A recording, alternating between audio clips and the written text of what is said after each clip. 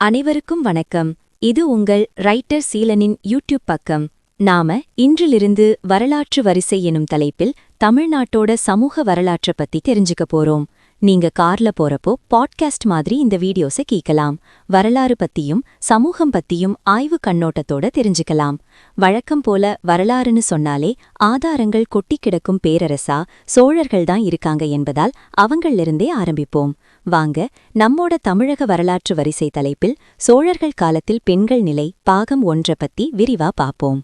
ராஜராஜ சோழன் 1000 யானைகளை போர்க்களத்துல வீழ்த்தினார். அப்புறம் தஞ்சை பெரிய கோயிலை கட்டினார். இதெல்லாம் நாம சின்ன வயசுலேருந்தே படிச்சிருக்கோம், பலரும் பேசி நாம கேட்டிருக்கோம். ஆமா, சோழர்கள்னாலே நமக்கு அந்த பிரம்மாண்டம் தான் முதல்ல ஞாபகத்துக்கு வரும். கண்டிப்பா. ஆனா அந்த காலத்துல, அதாவது ஒரு 1000 வருஷத்துக்கு முன்னாடி தஞ்சாவூர் வீதியில நடந்து போன உங்களை போன்ற என்னை போன்ற ஒரு சாதாரண மனுஷனோட வாழ்க்கை எப்படி இருந்ததுன்னு நீங்க என்னைக்காவது யோசிச்சு பார்த்திருக்கீங்களா? ரொம்ப சுவாரஸ்யமான கேள்வி இது. ஏன்னா போர் வெற்றிகள், கோயில் கட்டுமானங்கள் பத்தி நிறைய பதிவுகள் இருக்கு. ஆனா அன்றாட வாழ்க்கை பத்தி அவ்ளோ ஈஸியா தெரிஞ்சுக்க முடியாது. அதுதான் இன்னைக்கு நம்மளோட நோக்கம். அந்த காலத்து பெண்கள் காலையில எழுந்ததும் என்ன சாப்பிட்டாங்க, அவங்க என்ன மாதிரி உடைகள் உடுத்துனாங்க, அவங்களுக்குன்னு தனியா சொத்துரிமை இருந்ததா, இது எல்லாத்தையும் நாம இன்னைக்கு அலச போறோம். இதெல்லாம் எந்த அரசரும் உட்கார்ந்து ஒரு டைரியில எழுதி வச்சிருக்க மாட்டாரு. சரியா சொன்னீங்க. இந்த மாதிரியான ஒரு மாபெரும் சாம்ராஜ்யத்தோட அன்றாட வாழ்க்கைய சிதறி கிடக்கிற கல்வெட்டுகள் இருந்தும் பல நூற்றாண்டுகளா மறைக்கப்பட்டிருந்த ஓவியங்கள் இருந்தும் நம்ம வரலாற்று ஆய்வாளர்கள் எப்படி துப்பறிந்து கண்டுபிடிக்கிறாங்க அப்படிங்கிறது தான் இன்னைக்கு நாம இந்த ஆழமான அலசல்ல பார்க்க போறோம். இந்த ஆய்வுக்கு நமக்கு ஒரு மிக விரிவான வரலாற்று ஆய்வு கட்டுரை ஆதாரமா இருக்கு. குறிப்பா சோழர் காலத்துல பெண்களின் நிலைய மீட்டுருவாக்கம் செய்ய இது ரொம்ப உதவியா இருக்கு. சரி, எடுத்த உடனே கல்வெட்டு கோயில்னு போகாம முதல்ல இந்த சோழர்கள் எப்படி அந்த பிரம்மாண்டமான இடத்துக்கு வந்தாங்கன்னு பாப்போம். எனக்கு கிடைச்ச குறிப்புகள் ரொம்ப ஆச்சரியமான ஒரு விஷயம் என்னன்னா, சோழர்கள் எப்போதுமே உச்சத்துல இருந்தவங்க கிடையாது அப்படிங்கிறது தான். மிக சரியான கவனிப்பு. நாம சோழர்கள்னு சொன்ன உடனே சங்க காலத்துல இருந்து தொடர்ந்து எந்த ஒரு வீழ்ச்சியும் இல்லாம ஆட்சி செஞ்சாங்கன்னு நினைச்சுக்கிறோம். ஆனா உண்மை அதுவல்ல. ஓ, அப்ப நடுவுல ஒரு பெரிய இடைவெளி இருந்திருக்கு இல்லையா? ஆமா, நிச்சயமா. களப்பிரர்கள், பல்லவர்கள், அப்புறம் பாண்டியர்களின் ஆதிக்கத்துல ஏறக்குறைய 5 அல்லது 6 நூற்றாண்டுகள் சோழர்கள் வரலாற்றின் இருட்டடிப்புல இருந்தாங்க. எந்த ஒரு சுவடும் இல்லாம வெறும் குறுநில மன்னர்களா அவங்க காணாம போயிருந்தாங்கன்னு தான் சொல்லணும். 5-6 நூற்றாண்டுகளா? அது ரொம்ப பெரிய காலகட்டமாச்சு. ஆமா. அதன் பிறகு 9ஆம் நூற்றாண்டின் இறுதியில விஜயாலய சோழன் மூலமாக தான் அவர்கள் மீண்டும் அதிகாரத்துக்கு வராங்க. ஆனா இதுல நம்மள ஆச்சரியப்பட வைக்கிற விஷயம் என்னன்னா, அந்த மீட்சியின் வேகமும் அதோட பிரம்மாண்டமும் தான். இதை நான் படிக்கும்போது எனக்கு ஒரு விஷயம் தோணுச்சு. அதாவது இது எப்படி இருக்குன்னா, மார்க்கெட்ல இருந்து முற்றிலுமா காணாமல் போய் திவாலாகி ஒரு 500 வருஷமா யாருக்கும் தெரியாம இருந்த ஒரு ஸ்டார்ட் அப் கம்பெனி திடீர்னு ஒரு நாள் ரீஎன்ட்ரி கொடுக்கற மாதிரி இருக்கு. ஆமா, ரீஎன்ட்ரி கொடுத்து அடுத்த சில வருஷங்கள்லேயே உலகத்தோட மிகப்பெரிய மல்டிநேஷனல் கார்ப்பரேட் நிறுவனமா உருவெடுக்கிற மாதிரி.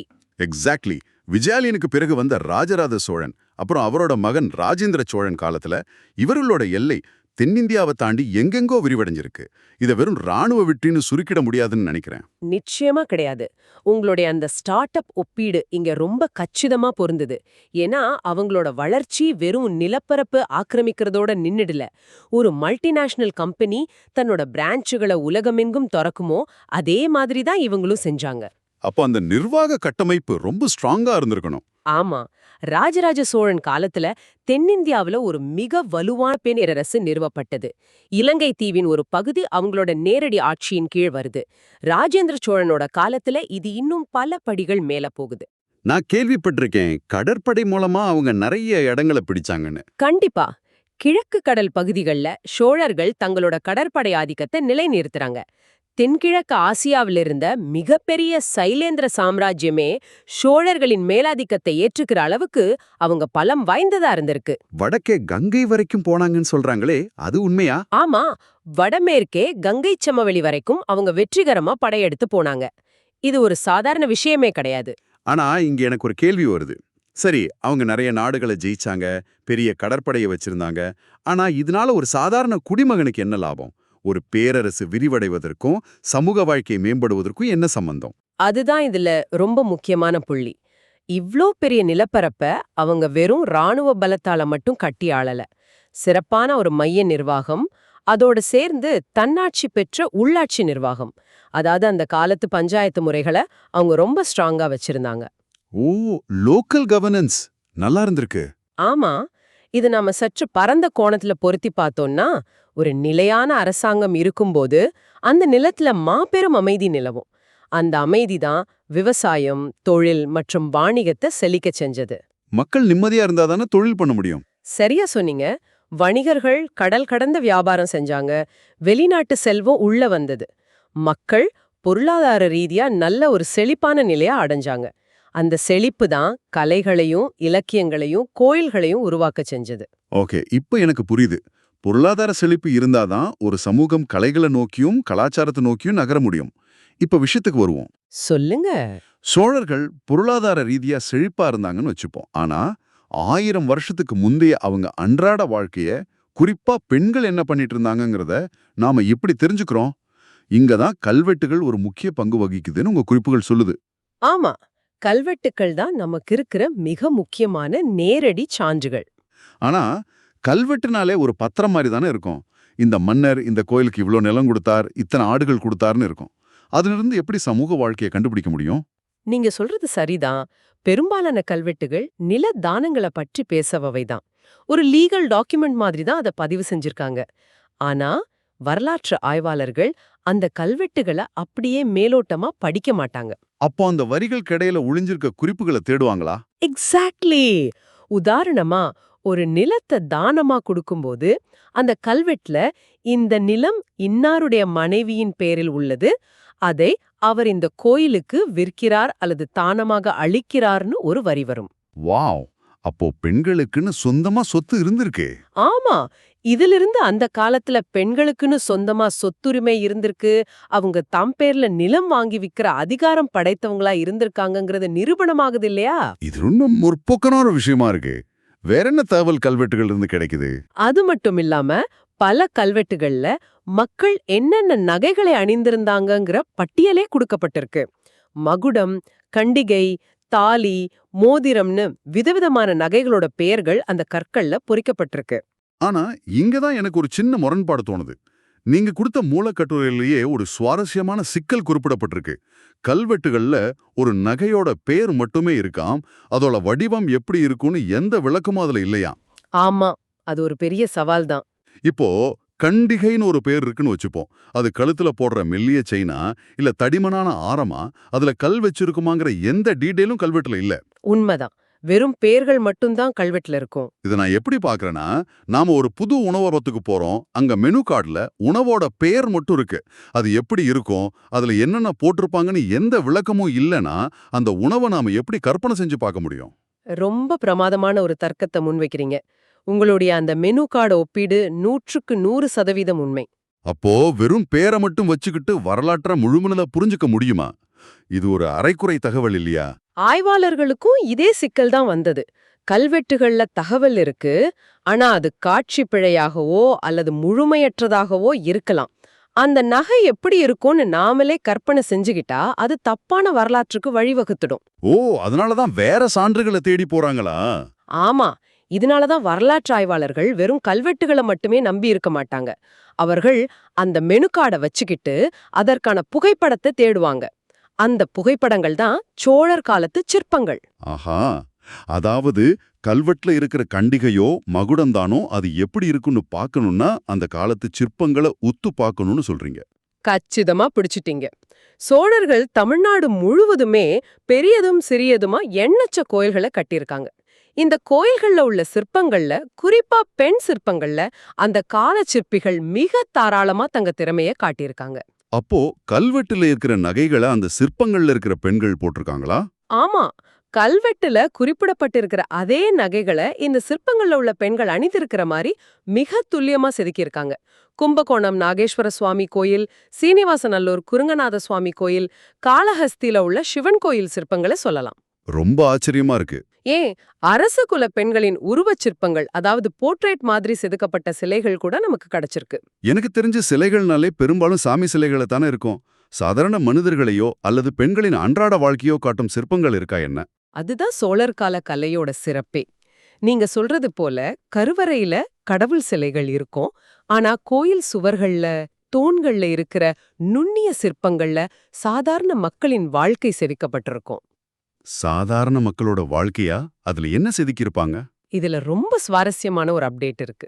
கும்பகோணம் பக்கத்துல இருக்கிற தாராசுரம் ஐராவதீஸ்வரர் கோயில்ல சமீப காலம் வரைக்கும் மண்ணுக்குள் புதைந்திருந்த ஒரு பகுதிய தொல்லியல் துறையினர் தோண்டி எடுத்தாங்க. மண்ணுக்குள்ள இருந்து தோண்டி எடுத்தாங்களா? ஆமா, அந்த பகுதியில கிடைச்ச சிற்பங்கள் சாதாரண பெண்களின் வாழ்க்கையை அப்படியே படம் பிடிச்சு காட்டுது. அப்படி என்ன இருந்தது அந்த சிற்பங்கள்ல? அவங்க ஏதாவது சமையல் பண்ணிட்டு இருந்தாங்களா? சமையல் மட்டும் இல்ல, அந்த சிற்பங்கள்ல பெண்கள் பலவிதமான இசைக்கருவிகளை வாசிப்பது போலவும் நடனமாடுவது போலவும் ரொம்ப சிக்கலான சில யோகாசன முத்திரைகளை செய்வது போலவும் செதுக்கப்பட்டிருக்கு. யோகாசனம் கூட செஞ்சிருக்காங்களா? வாவ்! ஆமா, இதன் மூலியமா நாம என்ன தெரிஞ்சுக்கலாம்னா, பெண்கள் வெறும் வீட்டுக்குள்ளேயே முடங்கி கிடக்கல, அவர்களுக்கு கலைகள்ல மிகச் சிறந்த ஈடுபாடும் திறமையும் இருந்திருக்கு. பொது நிகழ்ச்சிகள்ல அவங்க பங்கேற்றிருக்காங்க. இது நம்ம பொதுவான எண்ணத்தை அப்படியே மாத்துது. அது மட்டும் இல்லாம தஞ்சாவூர், மெட்ராஸ் மற்றும் புதுக்கோட்டை அருங்காட்சியகங்கள்ல இருக்கிற சோழர் கால உலோக சிலைகளை நீங்க பாத்தீங்கன்னா, அதோட விகிதாச்சாரமும் நளினமும் உலகத்தையே வியக்க வைக்கிற அளவுல இருக்கும். அந்த மெனு கார்டுக்கான பெர்ஃபெக்ட் புகைப்படம்னு நீங்க சொன்னது இப்போ புரியுது. ஆமா, அந்த சிலைகள்ல அவங்க அணிந்திருக்கிற ஆடைகளின் மடிப்புகள், அவங்க தலையலங்காரம் என்ன எல்லாமே நமக்கு துல்லியமா கிடைக்குது. வாவ்! கற்களில் வடிக்கப்பட்ட கதைகள் ஒருபுறம் இருக்க, சோழர்களின் வண்ணங்களும் அவர்களின் வாழ்க்கை மறைந்துள்ளதுன்னு குறிப்புகள்ல ஒரு பாயிண்ட் இருக்கு. ஓவியங்களை பத்தி சொல்றீங்க. ஆமா, எனக்கு ரொம்ப பிடிச்ச என்னை பிரமிக்க வச்ச பகுதி இதுதான். தஞ்சை பெரிய கோயில்ல உள்ள ஓவியங்கள். ஆனா இங்க விஷயம் ரொம்ப ட்விஸ்டா போகுது. அந்த ஓவியங்கள் பல நூற்றாண்டுகளா நம்ம கண்ணுக்கே தெரியாம மறைக்கப்பட்டிருந்தது இல்லையா? அதுதான், அந்த 1000 வருஷ பழமையான சோழர் கால ஓவியங்கள் எப்படி மறைஞ்சது? அதுவும் அந்த பழைய ஓவியங்களுக்கு மேலேயே பிற்காலத்துல வந்த நாயக்க மன்னர்கள் புதுசா பெயிண்ட் அடிச்சு வேற ஓவியங்களை வரைஞ்சிருக்கிறாங்க. இது எப்படி சாத்தியம்? இது வரலாற்று ஆய்வுகள்ல, குறிப்பா தொல்லியல் துறையில எப்பவாவது நிகழும் ஒரு மாபெரும் அற்புதம்னே சொல்லலாம். சோழர் கால ஓவியங்கள் பெரும்பாலும் தஞ்சை பெரிய கோயிலோட கருவறையை சுற்றியுள்ள 2 பிரகாரங்கள்ல மட்டும்தான் காணப்படுது. ஓ, அதனால காலப்போக்குல அந்த ஓவியங்கள் மங்கி இருக்குமோ?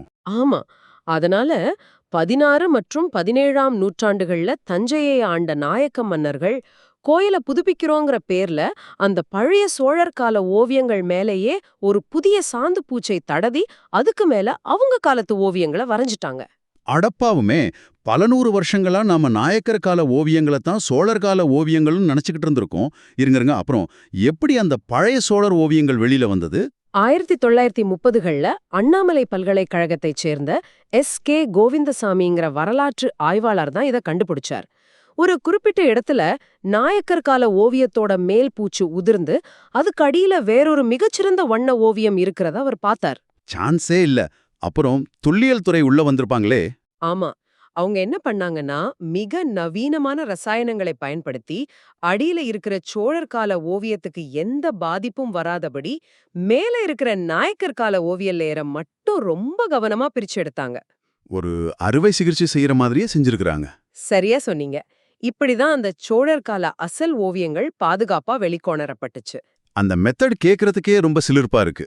சரி, அப்படி கஷ்டப்பட்டு மீட்டெடுக்கப்பட்ட அந்த சோழர் கால ஓவியங்கள்ல என்ன ஸ்பெஷல்? சாதாரண மக்களின் வாழ்க்கையை அது பிரதிபலிக்குதா? நிச்சயமா, சிற்பங்கள்ல நமக்கு ஆடைகளோட அமைப்பை மட்டும்தான் பார்க்க முடியும். ஆனா ஓவியங்கள்ல ஆடைகளோட தன்மையை பார்க்க முடியும். ஓ, துணியோட டெக்ஸ்சர் கூட தெரியுமா? அவ்வளவு தத்ரூபமா தீட்டப்பட்டிருக்கு. குறிப்பா அந்த ஆடைகளோட மெல்லிய தன்மை, அதாவது இங்கிலீஷ்ல காசமர் டெக்ஸ்சர்னு சொல்வாங்களே, அந்த டிரான்ஸ்பரண்ட் துணிகள்ல இருக்கிற டிசைன்கள் எல்லாமே தெளிவா பதிவாயிருக்கு. இதெல்லாம் பெண்கள் அன்றாட வாழ்க்கையில பயன்படுத்தினதா? கண்டிப்பா, சில சமையலறை காட்சிகள்ல பெண்கள் வேலை செஞ்சுக்கிட்டு இருக்கிறத காண முடியுது. இதை விட முக்கியமானது என்னன்னா, சுந்தரரின் வாழ்க்கை காட்சிகள் மற்றும் சில அரச குடும்ப காட்சிகள்ல அரச குல பெண்கள் எந்த தடையும் இல்லாம பொதுவெளியில நடமாடியத பார்க்க முடியுது. ஆண்கள் இருக்கிற அரசவைகள்ல கூடவா? ஆமா, ரொம்ப சுதந்திரமா பொதுவெளியில அவங்க இருந்தத இந்த ஓவியங்கள் மிக தெளிவா வெளிப்படுத்துது. அரசுகுல பெண்கள்னா அரண்மனைக்குள்ள அந்த புறத்துல தான் இருப்பாங்கன்னு நம்ம நினைச்சுக்கிட்டு இருக்கோம். ஆனா அவங்க பொதுவெளியில சுதந்திரமா இயங்கினாங்கிறது நம்ம பொதுவா வரலாற்றை பத்தி வச்சிருக்க பல கற்பனைகளை உடைக்குது. 100க்கு 100 உண்மை. ஓவியங்கள்னு பார்த்துட்டோம். இது எல்லாமே காட்சி பதிவுகள். அடுத்து நம்ம பார்க்க போறது இலக்கியங்கள். இங்க தான் எனக்கு ஒரு பெரிய குழப்பம் வந்தது. சொல்லுங்க. என்ன குழப்பம்? மூலக்கட்டுரையில புகழ்பெற்ற வரலாற்று அறிஞர் K.A. நீலகண்ட சாஸ்திரியின் ஒரு மேற்கோள் கொடுக்கப்பட்டிருக்கு. மற்ற நாடுகளில் இலக்கியம் என்பது வரலாற்றின் அடித்தளம், ஆனால் இந்தியாவில் அது பெரும்பாலும் ஒரு வலை அப்படின்னு அவர் சொல்லியிருக்காரு. ஒரு வலை, அதாவது ஸ்னேர். ஏன் அவர் இலக்கியத்தை ஒரு வலைன்னு சொல்லணும்? அது மிக ஆழமான, அதே சமயம் ரொம்ப பிராக்டிக்கலான ஒரு கருத்து.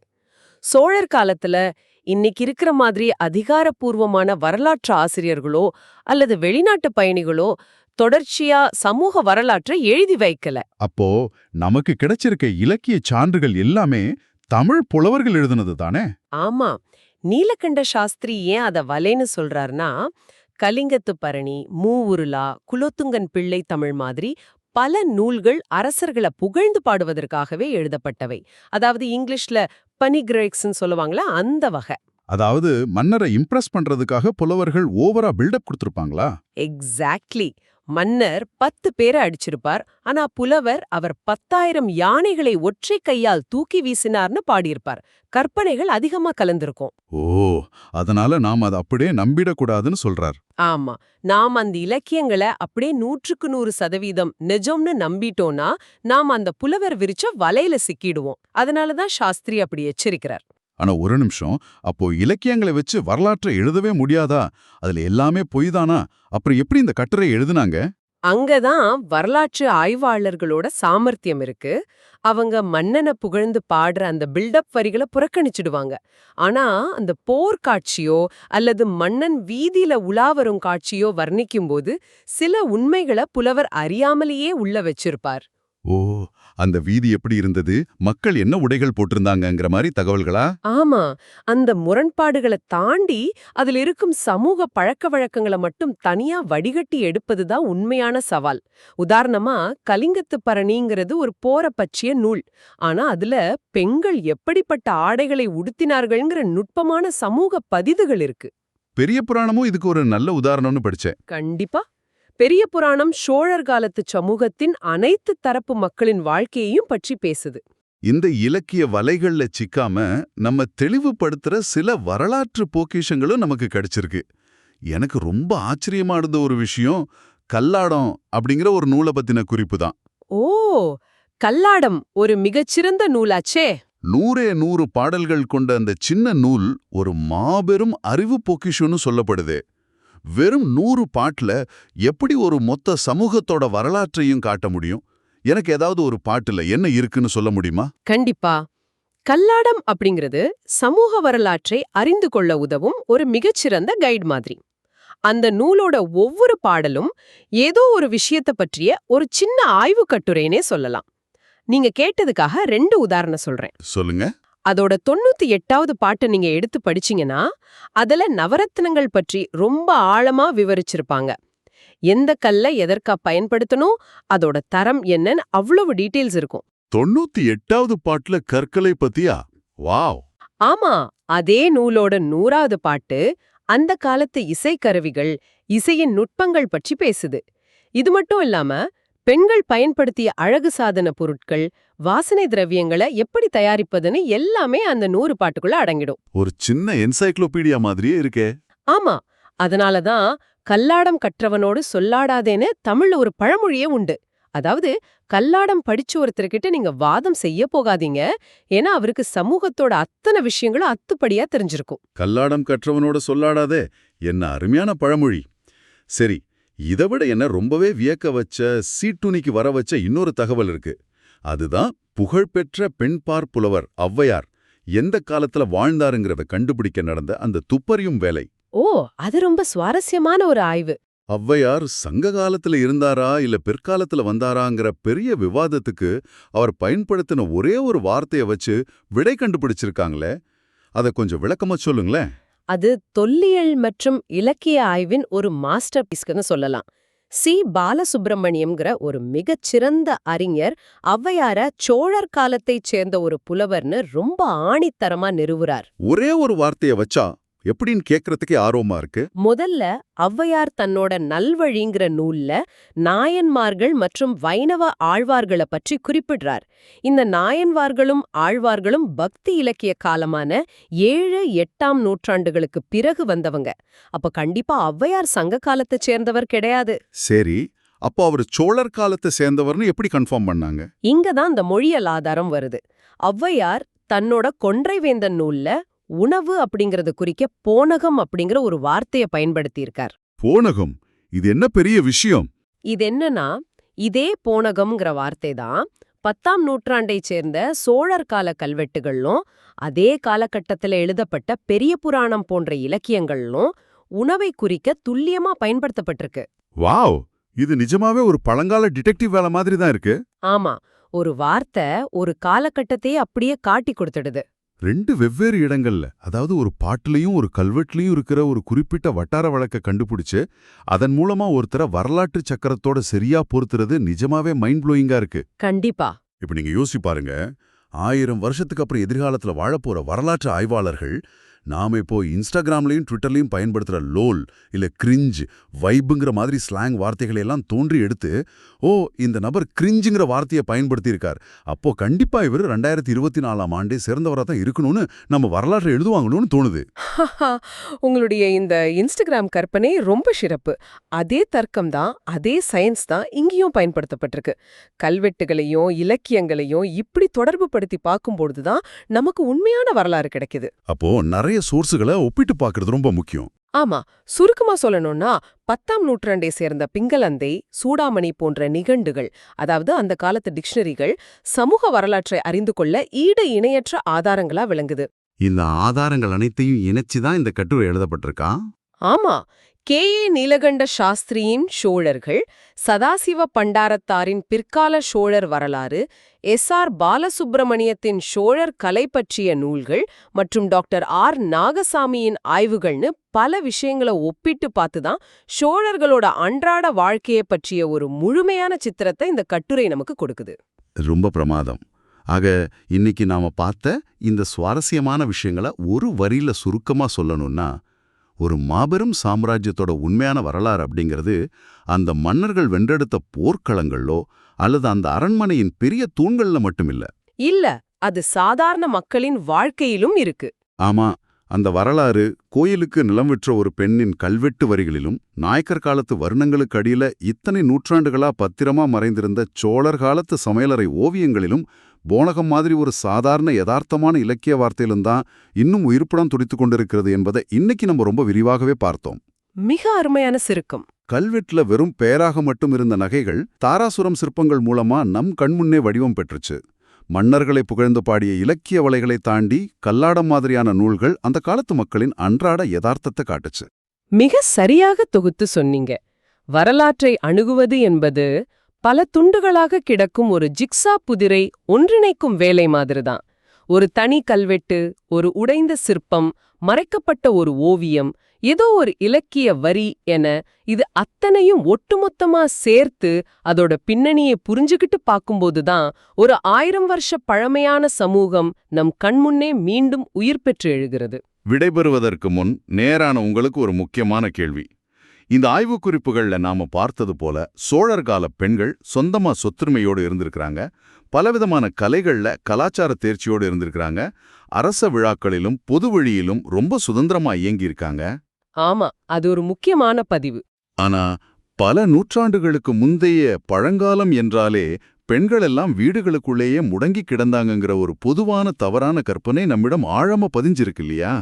தஞ்சை பெரிய கோயிலில் பிற்காலத்து நாயக்கர் கால ஓவியங்களுக்கு அடியில் சோழர்களின் நிஜமான அசல் ஓவியங்கள் எப்படி இத்தனை காலம் நம்ம கண்ணுக்கு தெரியாம பாதுகாப்பா மறைக்கப்பட்டிருந்ததோ, அதே போல நாம இப்ப நம்பிக்கொண்டிருக்கும் இந்த பொதுவான ஆணாவிக்க வரலாற்று பார்வைகளுக்கு அடியில் இன்னும் எத்தனை நிஜமான வலுவான சுதந்திரமான பெண்களின் வரலாறுகள் மறைக்கப்பட்டிருக்கின்றனவோ.